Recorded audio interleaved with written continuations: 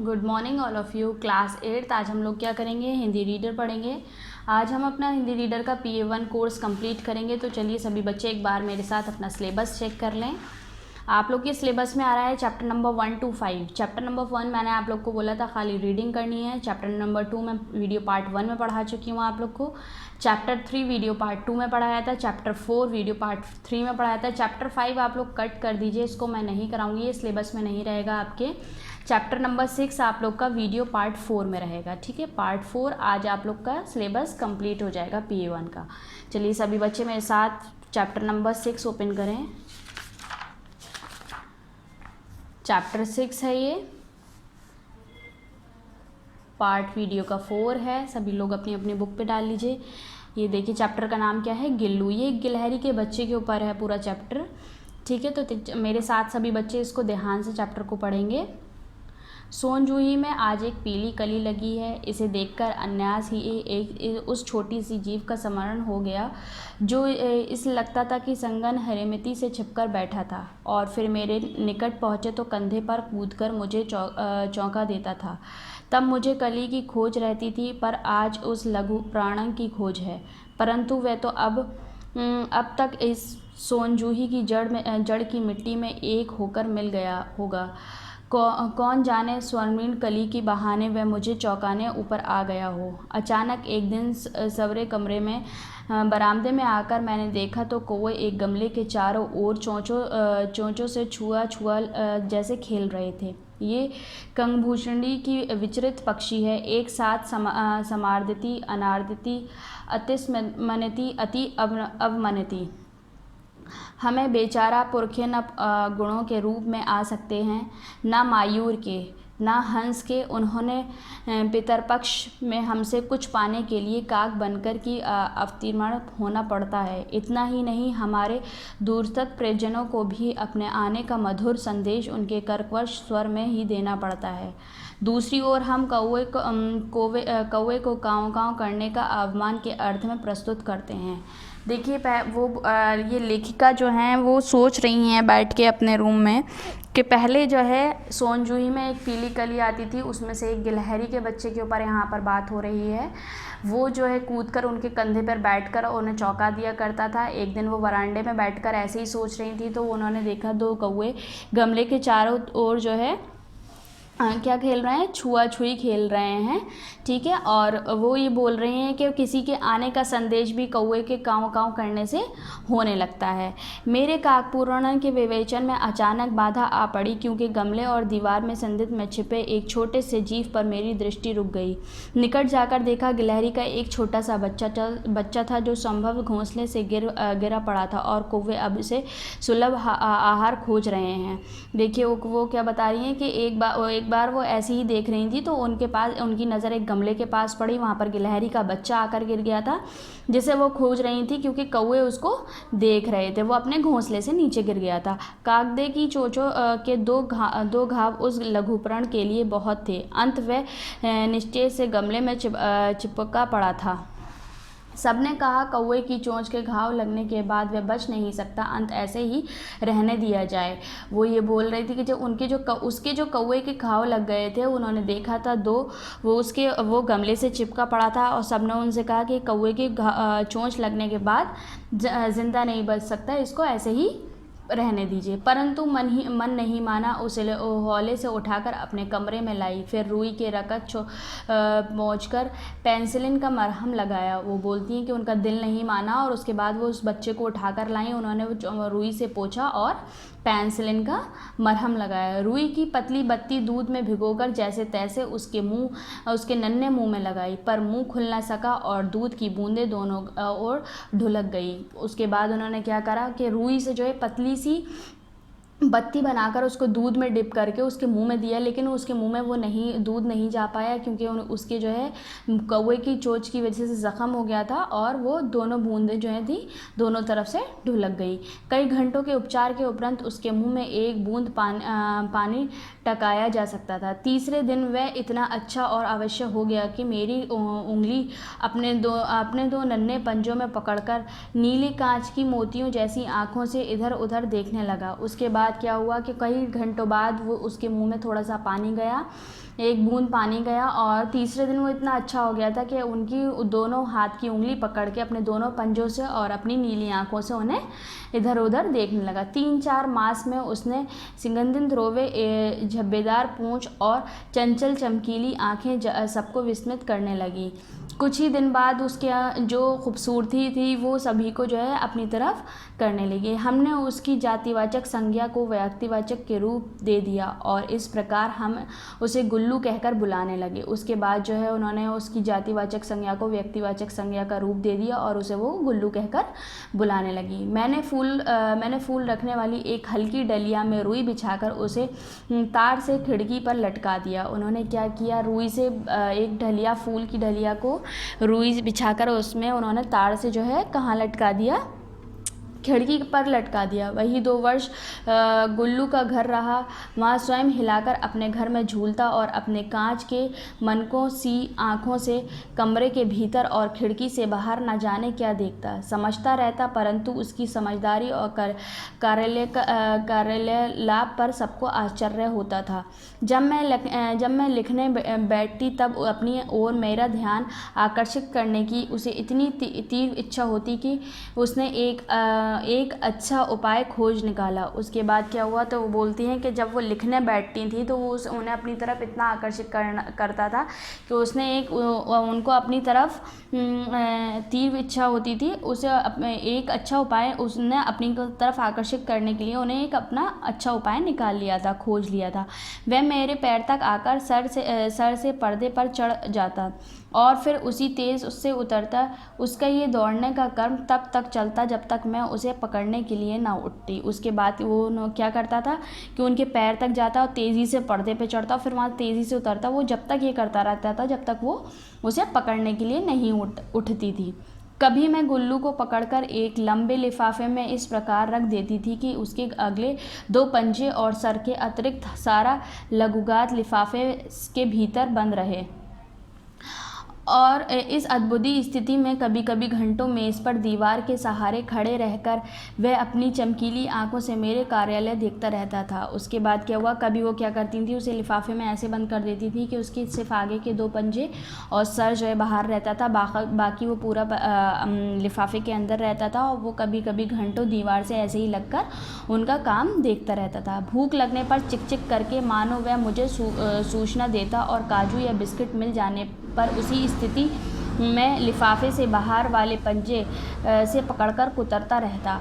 उसके बाद क्या होता था, जब भूख लगती थी तो वो चींची करता था, चींची, और उन्हें जो है भूख लगने का संकेत देता था और वो उसको काजू या बिस्किट देती थी। वो अपने दोनों पंजों से पकड़कर उसे वहीं से लिफाफे में ही कुतरता रहता था। फिर गुल्लू के जीवन का प्रथम बसंत आया।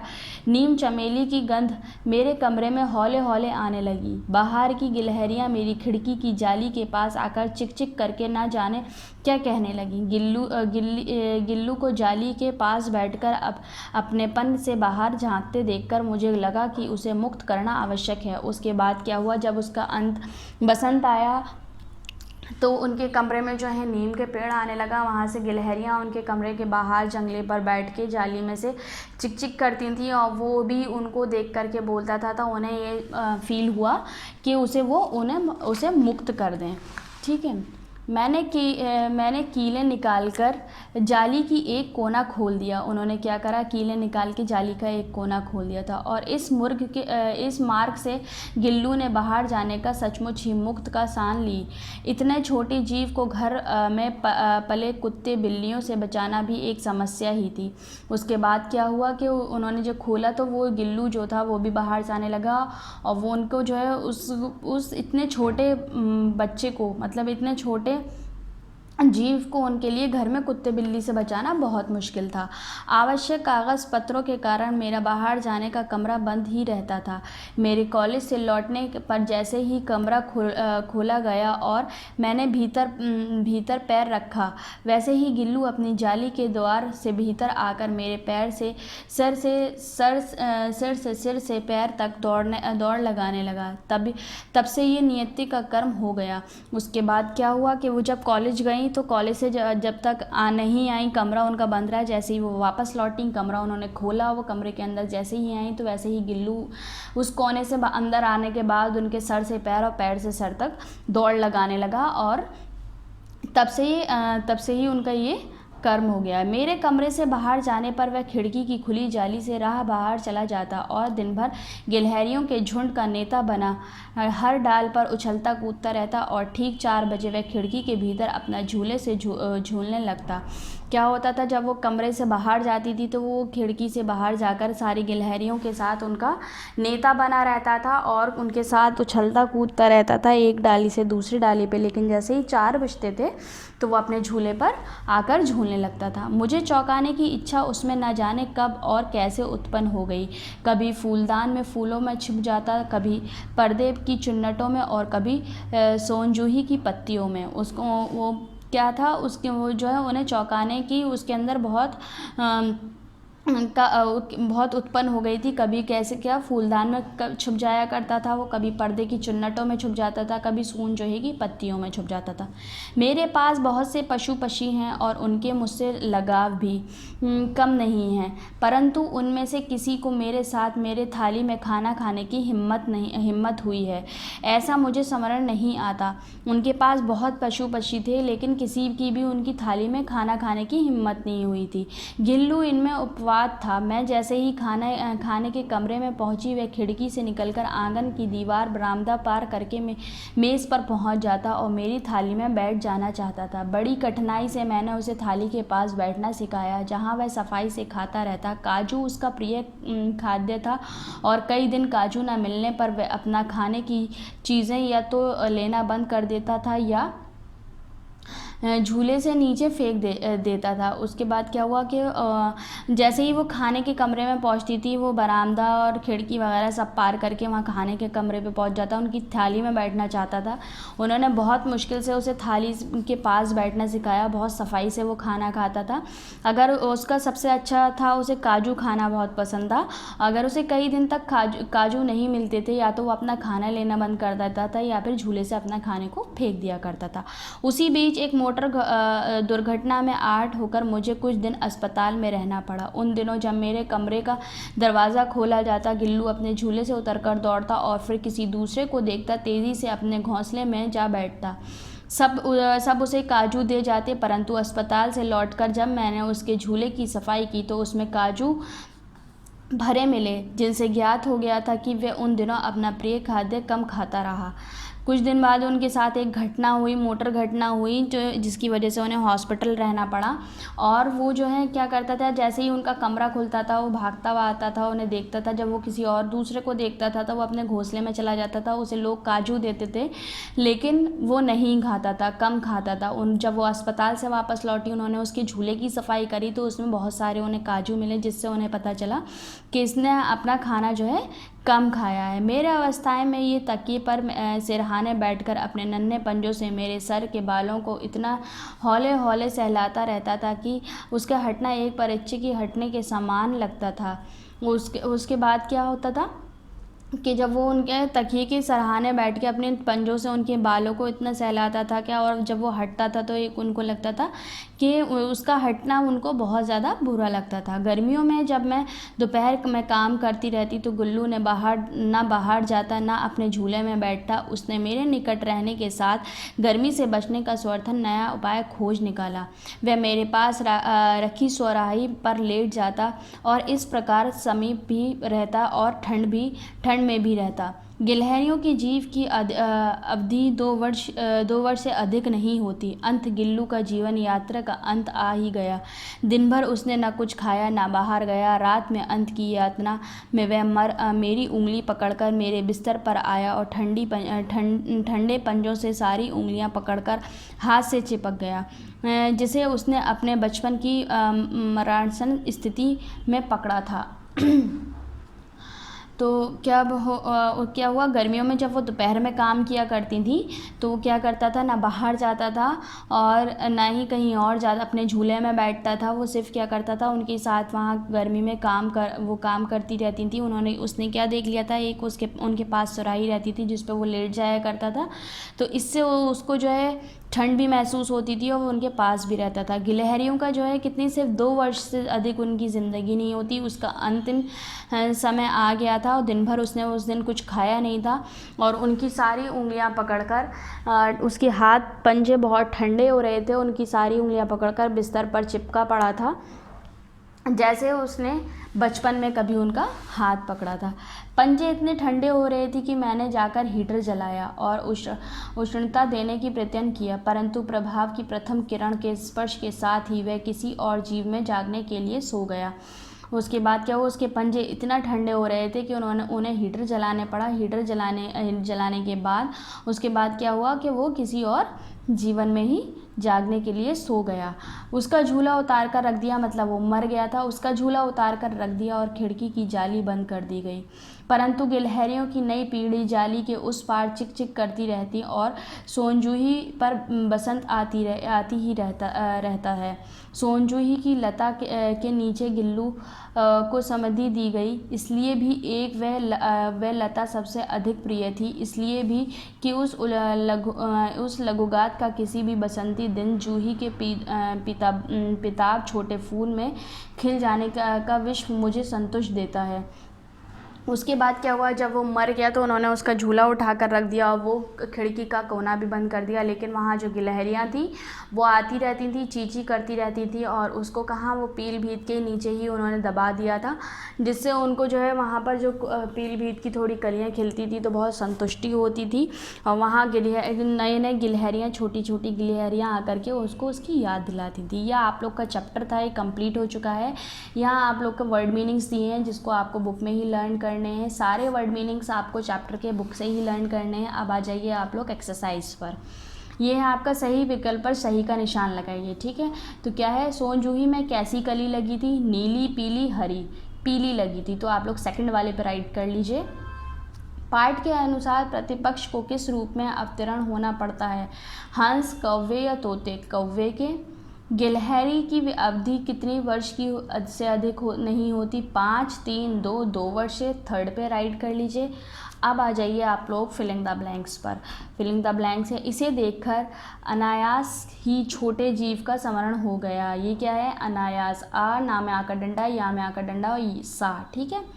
अब सेकंड क्या है, चोंचों की चीज़ों से के 2 घावों उस लघुप्रण के लिए बहुत थे। चोंच चा पे ओ की मात्रा और ये ना की बिंदी और ये भी चा पे ओ की मात्रा है, ठीक। अब देखिए, वही डैश गिल्लू का घर रहा 2 वर्ष, ठीक है, तो यहाँ आएगा 2 वर्ष। अब वह मेरे पास रखी सुराही पर लेट जाता, यहाँ है सुराही। 4th वाले में है आप लोग का सुराही। 5th वाले में देखिए, सोनजूही की लता के नीचे गिल्लू को समाधि दे दी गई, समाधि, ठीक है।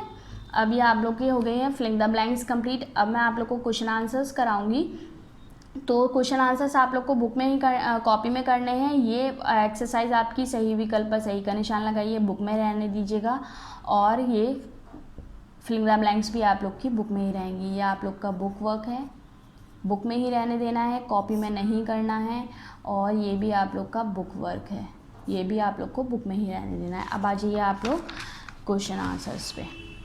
क्वेश्चन नंबर 3 को आप लोग कट कर दीजिए, ठीक है। क्वेश्चन नंबर 4 देखिए। क्वेश्चन नंबर 4 क्वेश्चन आंसर्स हैं, ध्यान से देखिएगा। मैंने यहाँ पर सब लोग लिख रखा है, पेज नंबर किस पर है, तो सभी बच्चे मेरे साथ देखें। कमरे के चारों ओर कौवे क्या कर रहे थे, तो ये आप लोग को पेज नंबर 40 पे मिलेगा, ठीक है। क्वेश्चन नंबर 1 हमें किस पेज पर मिलेगा, पेज नंबर 40 पर। सब लोग क्वेश्चन नंबर 1 के आगे डाल लीजिए पेज नंबर 40।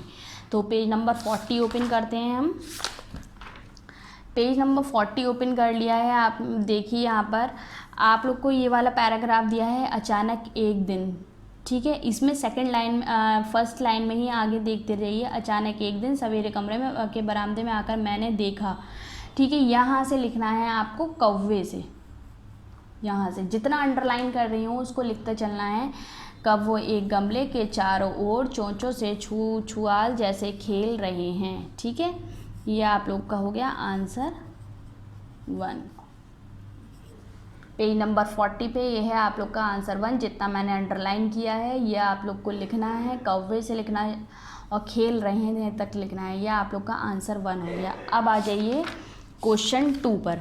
क्वेश्चन 2 आप लोग कट कर दीजिए, इसको नहीं कराऊंगी मैं। क्वेश्चन नंबर 3 देखिए, लेखक ने कौवे को समानार्दिता, अनुर्दिता, आत्ममान्यता और अवमान्यता क्यों कहा है। तो ये पहले आप लोग को क्वेश्चन में से लिखना है, लेखक ने कौवे को, यहाँ से लिखना शुरू करेंगे और यहाँ क्यों को कट कर दीजिए, फिर इसके आगे लिखना है कहा, कहा क्यों की। ठीक है, पहले क्वेश्चन में से लिखना है, क्वेश्चन में हमें क्यों नहीं लिखना है। लेखक ने कौवे को समानार्दिता, अनार्दिता, असमान्यता और अवमान्यता कहा क्यों की, फिर पेज नंबर 40 पर है आपको। ठीक है, कहा के बाद हमें क्या लिखना है, क्यों की, फिर आ जाएंगे हम लोग पेज नंबर 40 पे। पेज नंबर 40 ओपन करिए।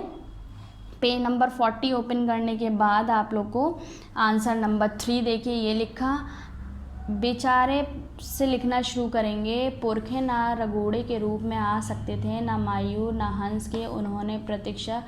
जितना मैं अंडरलाइन करती जा रही हूँ सब आप लोग को उतना लिखना है, ये पूरा पैराग्राफ आप लोग को लिखना पड़ेगा। ठीक है, ये सब यहाँ तक देना पड़ता है, यहाँ आपको यहाँ तक लिखना है। ये हो गया आंसर 3। ठीक है, ये है आपका आंसर 3। बेचारे से लिखेंगे और पढ़ता है तक लिखना है, ये पूरा अंडरलाइन किया है मैंने, पूरा जितना अंडरलाइन किया है वो आप लोग को आंसर 3 लिखना है। पहले आंसर 3 आप लोग को क्वेश्चन से लिखना है, क्वेश्चन के बाद पेज नंबर 40 पर लिखना है।